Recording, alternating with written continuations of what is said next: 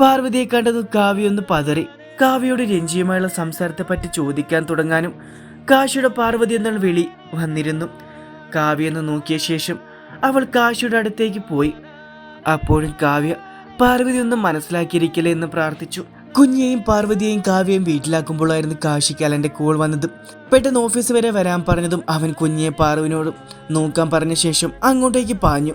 കാശി ഓഫീസിൽ വരുമ്പോൾ income tax raid നടക്കുമായിരുന്നു. ഈ ഫയൽ മറ്റു ഡീറ്റെയിൽസ് ഞങ്ങൾ കൊണ്ടുപോകാം, എന്തെങ്കിലും ഉണ്ടെങ്കിൽ നാളെ ഞങ്ങളുടെ ഓഫീസിൽ വന്നാൽ മതി. അത്രയും പറഞ്ഞ് പോകാൻ ഇറങ്ങിയ കാശി തടഞ്ഞു. ഇത് കൊള്ളാം, എൻ്റെ സ്ഥാപനത്തിൽ എൻ്റെ അനുവാദമില്ലാതെ അതിക്രമിച്ചു വന്നും എൻ്റെ തന്നെ ഫയൽ മറ്റു ഡീറ്റെയിൽസും എടുത്തുകൊണ്ട് പോകുമ്പോൾ ഞാൻ എന്താ കൈയും കെട്ടി നോക്കി നിൽക്കണോ?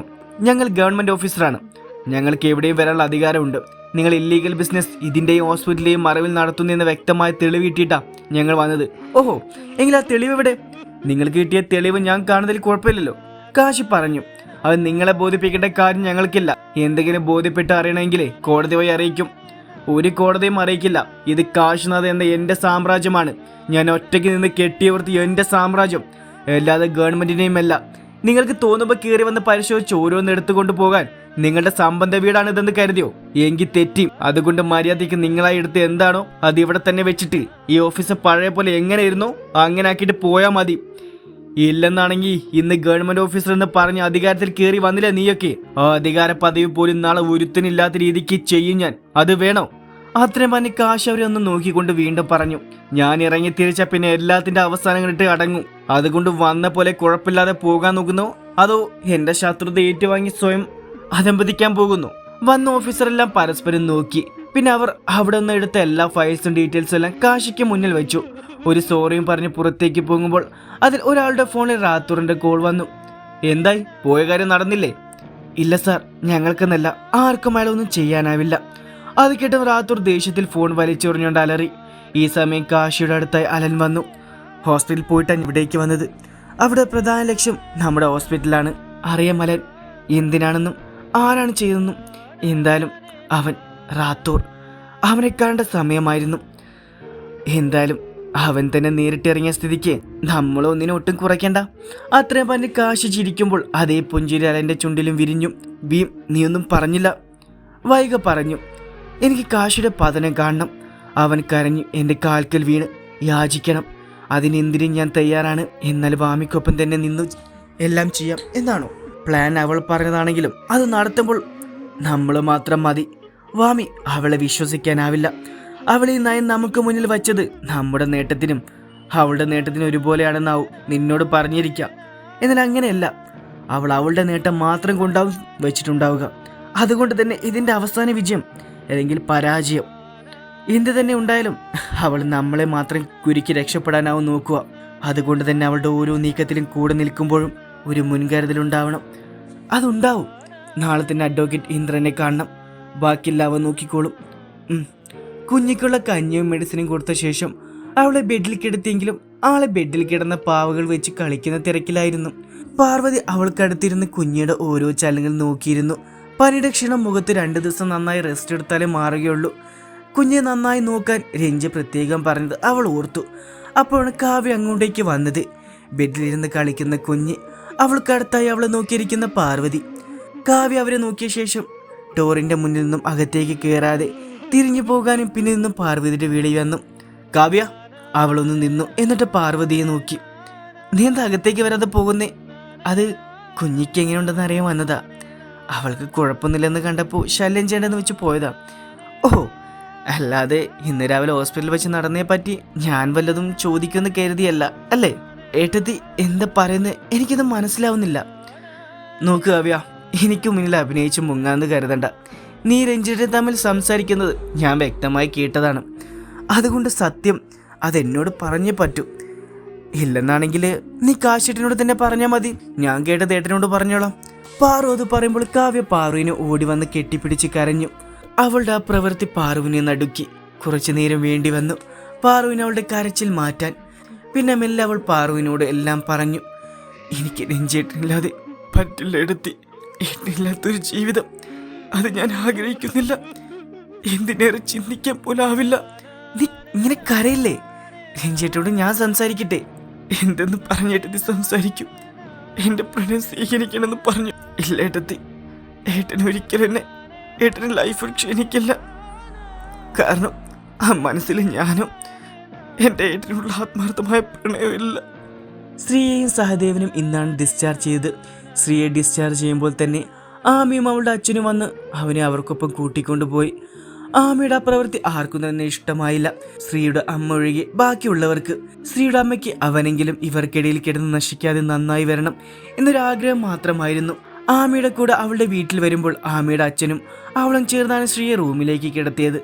നടക്കുമ്പോൾ ഇപ്പോഴും നല്ല വേദനയുണ്ട്, അതുകൊണ്ട് തന്നെ ഒരാളുടെ സഹായം അവന് വേണം. ആമി അവനെ ബെഡിലിരുത്തിയ ശേഷം റൂമിൽ നിന്നും പുറത്തേക്ക് പോകാനും അവൻ വിളിച്ചു, നമ്മുടെ മോനെവിടെ? ഓ, ഇപ്പോഴെങ്കിലും അവനെ പറ്റി ഓർത്ത് ചോദിച്ചല്ലോ. എൻ്റെ മകനെ പറ്റി ഞാനില്ലാതെ പിന്നെ ആരെ ഓർത്ത് ചോദിക്കുക? ആ മകൻ്റെ ഓർമ്മ ഒന്ന് ശ്രീക്കുണ്ടായിരുന്നെങ്കിൽ ശ്രീ ഇതിനൊന്നും ഇറങ്ങിത്തിരിക്കില്ലായിരുന്നു. ആമി, ഞാൻ ശ്രീ പറഞ്ഞു വരുന്നത് നമ്മുടെ നല്ലതോർത്താണ് അതൊക്കെ ചെയ്തതെന്നാണെങ്കിൽ വേണ്ട. മറ്റൊരാളുടെ കണ്ണീർ വീഴ്ത്തിക്കൊണ്ട് നേടുന്ന ഒന്നും അധിക നാൾ നിലയ്ക്കില്ല ആരുടെ കരങ്ങളിലും.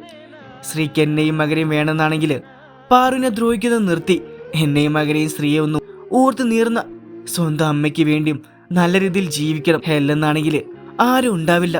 അത്രയും പറഞ്ഞ് ആമി പോകുമ്പോൾ ശ്രീ അവിടെ തന്നെ മൗനമായിരുന്നു. അഡ്വക്കേറ്റ് ഇന്ദ്രന്റെ മുന്നിൽ ഇരിക്കുക എന്ന് വൈകിയും ഭീമും. ഇന്ദ്ര, കാശയെ പൂട്ടണം. അതിന് ഇതല്ലാതെ മറ്റൊരു വഴി ഇപ്പോൾ നമുക്ക് മുന്നിലില്ല. അതുകൊണ്ട് തന്നെ സ്ട്രോങ് ആയിരിക്കണം ഈ കേസ്. കുഞ്ഞിക്ക് വേണ്ടി ഇങ്ങനൊരു പരാതി വൈക വയ്ക്കുമ്പോൾ നമുക്ക് തന്നെ അനുകൂലമാവില്ലേ ഇത്? ഇന്നെന്തും സ്ത്രീക്കാണ് മുൻഗണന. അതുകൊണ്ട് തന്നെ വൈക കുഞ്ഞിന് അവകാശം പറഞ്ഞ് ഈ കേസ് മുന്നിൽ വയ്ക്കുമ്പോൾ തീർച്ചയായും വൈകി തന്നെ ആവും 85% അനുകൂലമായി വരുന്നത്. പിന്നെ കുഞ്ഞിനെ വിട്ടുകിട്ടാൻ വേണ്ടിയുള്ള കേസാകുമ്പോൾ ഓപ്പോസിറ്റ് കക്ഷിയായതുകൊണ്ട് തന്നെ അവൻ കോടതിക്ക് മുന്നിൽ പലതും നിരത്തും. അവിടെ വൈക ഇമോഷണൽ ഡ്രാമ കോടതിക്ക് മുന്നിൽ കാഴ്ചവെച്ചേ മതിയാവും, വലിയ തോതിൽ തന്നെ. എങ്കിൽ മാത്രമേ ഈ കേസ് നമുക്ക് അനുകൂലമാവുകയുള്ളൂ. അതിനൊക്കെ ഇവിടെ പോയിട്ടേ ആളുള്ളൂ. ഒരിക്കലും ആ കാശിയെ പോലും ഇവളുടെ ഡ്രാമയിലൂടെ വരുതിയിലാക്കിയവളാ. പിന്നെയാണ് ഒരു കോടതി. ഒന്ന് നിസ്സാരാവരുത്. കോടതിയിൽ നമ്മുടെ ലക്ഷ്യം കാശിയുടെ തകർച്ചയ്ക്ക് വേണ്ടി കുഞ്ഞെ കൈക്കലാക്കാൻ നോക്കുന്നതാണെന്ന് തെളിഞ്ഞ പിന്നെ എല്ലാവർക്കും അകത്ത് കിടന്ന് ഉണ്ടതെന്ന ജാമ്യമില്ലാ വകുപ്പിൽ. എന്തായാലും ഇനിയുള്ള ഓരോ ചുവടും സൂക്ഷിച്ച് തന്നെയായിരിക്കും ഇന്ദ്ര. എങ്കിൽ നാളെ തന്നെ കാശിയുടെ വീട്ടിൽ കുഞ്ഞിയുടെ അവകാശമുള്ള നമ്മൾ അയക്കുന്ന കോർട്ട് ഓർഡർ അവിടെ എത്തിയിരിക്കും. അപ്പം നാളെ മുതൽ സ്റ്റാർട്ടാവുക കാശിയുടെ തകർച്ച. അത്രയും പറഞ്ഞ് മൂവരും ചിരിച്ചു. നീ എന്താ ജിനി ഒന്നും പറയാത്തത്? ഡേവിയർ ചോദിച്ചു. എന്ത്? അവൾ ചോദിച്ചു. ക്രിസ്റ്റിയുമായുള്ള കല്യാണക്കാരും ഇന്നലെ കൂടെ എബ്രഹാം വിളിച്ചു. നിന്റെ തീരുമാനം എന്തെന്ന് ചോദിച്ചു. അടുത്ത ആഴ്ച ക്രിസ്റ്റി പോകും. അതിനു മുമ്പ് ചെറിയൊരു ഉറപ്പിക്കൽ. എല്ലാവരുടെയും ഇഷ്ടം അങ്ങനെയെങ്കിൽ നടക്കട്ടെ. പക്ഷെ ഒരു കണ്ടീഷനുണ്ട്. എന്ത് കണ്ടീഷൻ? എനിക്ക് മിക്കവാറും ട്രാൻസ്ഫർ ആവും പാലക്കാട്, ആ പഴയ പോസ്റ്റിങ്ങിലേക്ക് തന്നെ. എനിക്ക് അങ്ങോട്ട് പോകാനാണ് താല്പര്യം. അതിന് ഓക്കെ പറഞ്ഞാൽ ഇതിന് ഞാൻ ഓക്കെ പറയും. ഇതൊക്കെ എപ്പോ? നിനക്ക് ട്രാൻസ്ഫർ ആവുന്ന കാര്യം എന്താ നേരത്തെ പറയാത്തത്? എന്തേ, ഇവിടെ ആരെയും അറിയാതെ പോകാമെന്ന് കരുതിയോ? ലീസ അല്പം ദേഷ്യത്തിൽ ചോദിച്ചു. അങ്ങനെ പറയാതെ പോകാനായിരുന്നെങ്കിൽ ഞാൻ ഇപ്പോൾ പറയേണ്ട കാര്യമില്ലായിരുന്നല്ലോ. പിന്നെ പാലക്കാട് എന്നത് ഇന്ത്യ പാകിസ്ഥാൻ ഒന്നുമല്ലല്ലോ. ഇവിടെ നിന്ന് ഒരു ദിവസത്തെ യാത്രയല്ലേ ഉള്ളൂ. എന്നെ കാണാൻ തോന്നുമ്പോൾ എല്ലാവർക്കും അങ്ങോട്ട് വരാം, എനിക്ക് ഇങ്ങോട്ടും. എന്തായാലും ഇപ്പൊ നിന്നെ പാലക്കാടേക്കെന്നല്ല എങ്ങോട്ട് വിടാൻ ഉദ്ദേശമില്ല. പാലക്കൽ തറവാട്ടുകാർക്ക് നിന്നെ ജോലിക്ക് വിട്ടിട്ട് വേണ്ട ഇവിടെ കുടുംബം കഴിയാൻ. ജനി ദയനീയമായി മറിയയെ നോക്കി. അവിടെ വല്യച്ഛനും വല്യമ്മച്ചിക്കുമായിരുന്നു അവസാന തീരുമാനം. അതുകൊണ്ട് തന്നെ മറിയ പറഞ്ഞു. അവൾ കല്യാണത്തിന് ഇഷ്ടമെന്ന് പറഞ്ഞില്ലല്ലോ. ആണെന്നല്ലേ പറഞ്ഞത്. പിന്നെ ജോലിക്ക് പോകണം എന്ന് പറഞ്ഞത് അതൊരു തെറ്റല്ല. ഇന്നത്തെ കാലത്ത് പെൺപിള്ളേർ പണിയെടുത്ത് തന്നെ ജീവിക്കണം. എങ്കിലെ കഷ്ടപ്പാടെന്തെന്ന് ഒരു കുടുംബം എങ്ങനെ നോക്കുക എന്നുള്ളതും അവർക്ക് മനസ്സിലാക്കാൻ കഴിയും. കല്യാണത്തിന് 2 വർഷമല്ലേ? നിശ്ചയം കഴിഞ്ഞ് പയ്യൻ വരെ മറുനാട്ടിൽ അവന്റെ ജോലി ആവശ്യത്തിന് വേണ്ടി പോയി നിൽക്കുന്നു. അപ്പൊ പിന്നെ അവൾക്ക് അവളുടെ ജോലിക്കാര്യത്തിൽ മാറി നിൽക്കാൻ എന്താ ലീസേ? അമ്മേ, നിശ്ചയം കഴിഞ്ഞ നാട്ടുനടപ്പ് വെച്ച് പെൺപിള്ളേരെ പുറത്തുവിടാൻ പാടില്ലെന്നാ. ഈ നാട്ടുനടപ്പ് അതൊക്കെ ആരുണ്ടാക്കിയതാ? എനിക്കിതിലൊന്നും വിശ്വാസമില്ല. ഇതുപോലെ നാട്ടുനടപ്പാക്കി പലതും ചെയ്തു. എന്നിട്ട് എന്തായി? എല്ലാവർക്കും എല്ലാം ഓർമ്മയുണ്ടല്ലോ അല്ലേ? അവസാനം കുറച്ച് ഊന്നി തന്നെ പറഞ്ഞു. അത് സ്റ്റെല്ല ഇറങ്ങിപ്പോയ കാര്യത്തെ പറ്റി പറയാതെ പറഞ്ഞതായിരുന്നു വല്യമ്മച്ചി. കാരണം ആ ഒരു കൊളുത്തിട്ടാലേ തൻ്റെ കൊച്ചുമൾക്ക് അവൾ ആഗ്രഹിക്കുന്ന ജോലിക്ക് പോകാൻ കഴിയൂ എന്നവർക്ക് അറിയായിരുന്നു. ഒപ്പം താൻ വർഷങ്ങളായി ഒരു നോക്ക് കാണാൻ ആഗ്രഹിക്കുന്ന മകളെ അവളിലൂടെ ആരും അറിയാതെ കാണാനും തൻ്റെ പേരക്കുട്ടികളുടെ വാത്സല്യത്തോടെ ഒന്ന് തലോടാനും. ഈ സമയം വല്യച്ഛൻ പറഞ്ഞു, സേവിയറെ, മോളുടെ ആഗ്രഹം അതെങ്കിൽ അത് നടക്കട്ടെ. എന്തായാലും കല്യാണത്തിന് സമ്മതിച്ചില്ല അവള്. ഒന്നുകൂടെ ആലോചിച്ചിട്ട് ലിസ പറഞ്ഞു. ഇനി ആലോചിക്കാനൊന്നുമില്ല, ഈ സംസാരം അതിവിടെ നിർത്താം. അച്ഛൻ എന്ത് തീരുമാനിക്കുന്നു അത് തന്നെയാണ് ഞങ്ങളുടെയും തീരുമാനം, സേവിയർ പറഞ്ഞു. ജിനി എല്ലാവരും പോയതും നേരെ റൂമിൽ ചെന്ന് അലനെ വിളിച്ച് നടന്നെല്ലാം പറഞ്ഞു. നിശ്ചയം കഴിഞ്ഞ് പിറ്റേന്ന് തന്നെ ഇവിടെ സ്കൂളിൽ നിന്നെ കൊണ്ട് ജോയിൻ ചെയ്യിക്കും ഞാനെന്നും ഒപ്പം ഒരു ക്രിസ്റ്റിക്കും അവളെ വിട്ടുകൊടുക്കില്ലെന്നും പറഞ്ഞ് ഫോൺ ഓഫാക്കുമ്പോൾ അവളുടെ ചുണ്ടിലും ഒരു നിറഞ്ഞ പുഞ്ചിരി ഉതിർന്നു. കാശ് ദേഷ്യത്തിൽ ആ കോട്ട് ഓർഡർ വലിച്ചു കീറിയെറിഞ്ഞു. അവൻ ദേഷ്യത്തിൽ പലതും തട്ടിയെറിയുന്നത് കണ്ടാണ് എല്ലാവരും ഹാളിലേക്ക് വന്നത്. പാറുവിനെ അവൻ്റെ ആ ഒരു ഭാവമാറ്റം കണ്ട് ഭയം തോന്നി. അലം അവൻ്റെ അടുത്തേക്ക് വരുമ്പോൾ അനന്തനും കാർത്തിയും രേണുവുമെല്ലാം എത്തിയിരുന്നു. എന്താടാ, എന്തിനാ നീ ഇതൊക്കെ നശിപ്പിക്കുന്നത്? അതിന് മാത്രം എന്താ ഉണ്ടായത്? അലൻ ചോദിച്ചു. അവൾ വൈകിയും ഭീമും ചേർന്ന് കുഞ്ഞിയെ അവൾക്ക് വിട്ടുകൊടുക്കണമെന്ന് പറഞ്ഞ് കോട്ട് ഓർഡർ അയച്ചിരിക്കുന്നു. കൊള്ളാം, പ്രസവിച്ച് 3-ാം മകൻ കുഞ്ഞിനെയും നിന്നെയും വേണ്ടെന്ന് പറഞ്ഞ് പോയവൾക്ക് ഇപ്പൊ നമ്മുടെ കുഞ്ഞെ വേണം എന്ന് പറഞ്ഞ അത് എവിടുത്തെ ന്യായമാണ്? ആനന്ദം പറഞ്ഞു. കാശി, ഇതിൽ മറ്റെന്തോ പ്ലാനുണ്ട്. നിന്നെ തകർക്കാൻ ഒന്നുകൊണ്ട് പറ്റില്ലെന്ന് കണ്ടപ്പോൾ കുഞ്ഞെ വെച്ച് കളിക്കുക അവനും അവളും. അറിയാമലൻ, ഞാൻ വിട്ടുകൊടുക്കും എൻ്റെ മോളെ. എനിക്ക് ആ പന്ന ടാഷു മോളെയും മൂനെയും കാണണം. ഇതിനുള്ള മറുപടി അത് ഇപ്പോൾ തന്നെ കൊടുക്കണം ഈ കാശിക്ക്. അത്രയും പറഞ്ഞ് അവൻ പുറത്തേക്ക് പാഞ്ഞു. കാറിൽ കയറി. കാർ സ്റ്റാർട്ടാക്കാനും അവൻ്റെ തൊട്ടടുത്തുള്ള ഡോർ തുറന്ന് ഒരാൾ കൂടെ കയറി. കാശ് അവിടേക്ക് നോക്കുമ്പോൾ കണ്ടു തന്നെ നോക്കിയിരിക്കുന്ന പാർവതി. ഞാനും വരുവാ. അവനൊന്നും മിണ്ടാതെ കാർ നേരെ മുന്നിലേക്ക് എടുത്തു. ഹോളിൽ വയക്കൊപ്പം വാമിയും ഉണ്ടായിരുന്നു. അവരുടെ പ്ലാൻ ആദ്യത്തെ പടി മുന്നിലേക്ക് വെച്ച് സന്തോഷം പങ്കിട്ടുകൊണ്ട്, എന്നാൽ അവരെല്ലാം അമ്പരിപ്പിച്ചുകൊണ്ടായിരുന്നു അങ്ങോട്ടേക്കുള്ള കാശിയുടെയും പാറുവിൻ്റെയും വരവ്. കാശിയെ പെട്ടെന്ന് കണ്ടത് വാമിക്ക് എന്ത് ചെയ്യണം എന്നറിയില്ലായിരുന്നു. അവൾ നിന്ന് പരുങ്ങി. ഓഹോ, അപ്പൊ കുടുംബത്തിനകത്തുള്ള ഒരുത്തിയുടെ സപ്പോർട്ട് കൂടെ ഉണ്ടായിരുന്നല്ലേ? അവൻ്റെയും ഇവളുടെയും ഈ ചട്ടത്തിനെ സപ്പോർട്ട് ചെയ്തുകൊണ്ട് ഇതിൽ നിന്നൊന്നും മനസ്സിലായി. നീ ഒരിക്കലും നന്നാവില്ല, കാശ് പറഞ്ഞു. നിങ്ങൾക്ക് തോന്നിയ പോലെ കീറി വന്ന് ഓരോന്ന് പറയാൻ ഇത് നിങ്ങളുടെ കൈലാസമല്ല, വൈക പറഞ്ഞു. ഇടി പനം ഡാഷ് മോളെ, നീയും ഇവളുള്ള ഈ ഡാഷ് വീട്ടിൽ സ്ഥിരതാമസത്തിന് വന്നതല്ല കാശി.